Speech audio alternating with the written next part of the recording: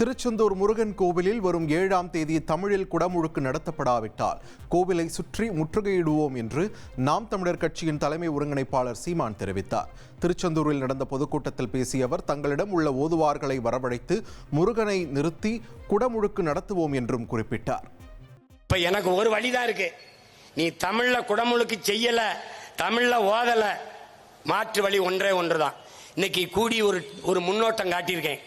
அதே 7ஆம் தேதி மொத்த பேரும் திரண்டு வந்து என்ன பண்ணுவேன் பொறுமையாரு, முருகன் கோயிலை சுற்றி முற்றுகையிடுவேன். ஒரு கோட்டை பேரரணாக மக்கள் கோட்டையை, மாபெரும் தமிழ் மக்கள் கோட்டையை கட்டுவேன். எங்களில் பல நூற்றுக்கணக்கான ஓதுவார்களை, மறையோதும் பேரறிஞர்களை கொண்டு வருவேன். எங்க ஐயா சொல்றாங்களே எங்ககிட்ட ஆள் இருக்குன்னு, இருக்கு, வர வச்ச இதே மாதிரி ஒரு பெரும் முருகனை நிறுத்தி நாங்க நன்னீர் ஆட்டி போடா மந்திரத்தை போடும். எல்லாம் என் பிள்ளைய ஆடுறவன் ஆடலாம், காவடி தூக்குறவன் தூக்கலாம், வேல் குத்தி ஆடுறவன் ஆடலாம், ஆடுவோம்டா. வேல் வேல் வெற்றி வேல் ஆடுவான். எந்த பக்கம் முருகன் இருக்கான்னு பார்த்துருவோம்.